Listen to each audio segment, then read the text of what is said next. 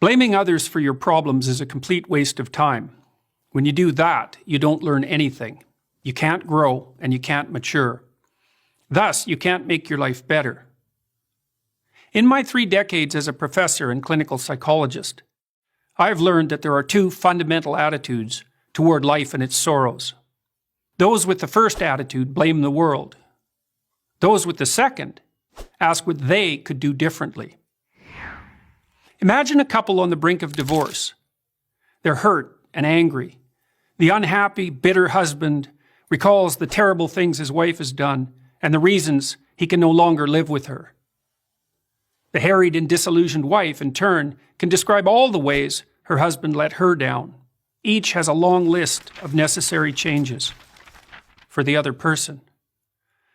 Their prospects for reconciliation are grim. Why? Because other people aren't the problem. You're the problem. You can't change other people, but you can change yourself. But it's difficult. It takes courage to change, and it takes discipline. It's much easier and much more gratifying to your basest desires to blame someone else for your misery. Consider the youthful activist making a statement against the corrupt capitalist system by smashing in the storefront of a local business. What has he done other than to bring harm to people who have nothing to do with his real problems? The guilt, doubt, and shame he will inevitably feel in consequence will have to be suppressed so his beliefs can remain unchanged. And that suppression will do nothing but foster his anger and alienation. In the play The Cocktail Party by American English poet T.S. Eliot, one of the characters is having a very hard time of it. She speaks of her profound unhappiness to her psychiatrist.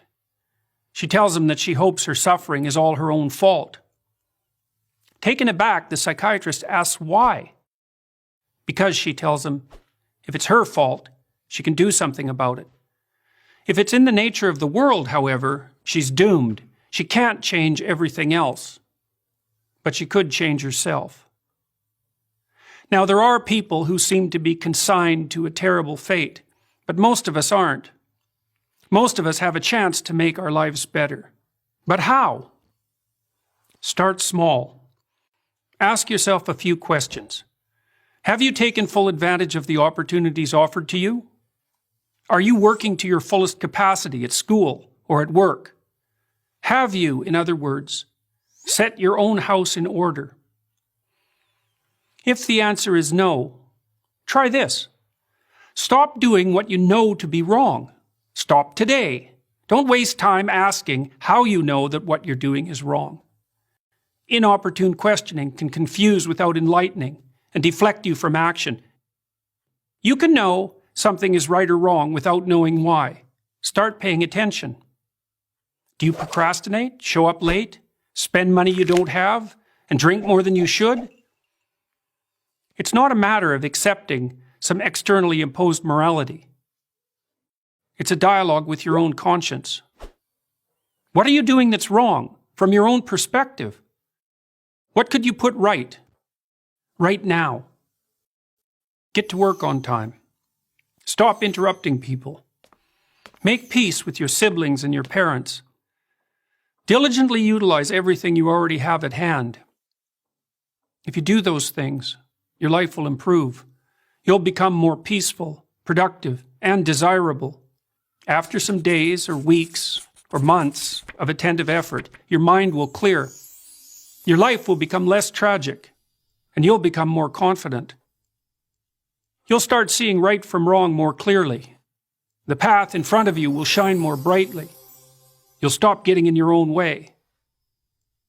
Instead of bringing trouble to yourself, your family, and your society, you'll be a positive and reliable force. Your life will still be difficult. You'll still suffer. That's the price of being alive.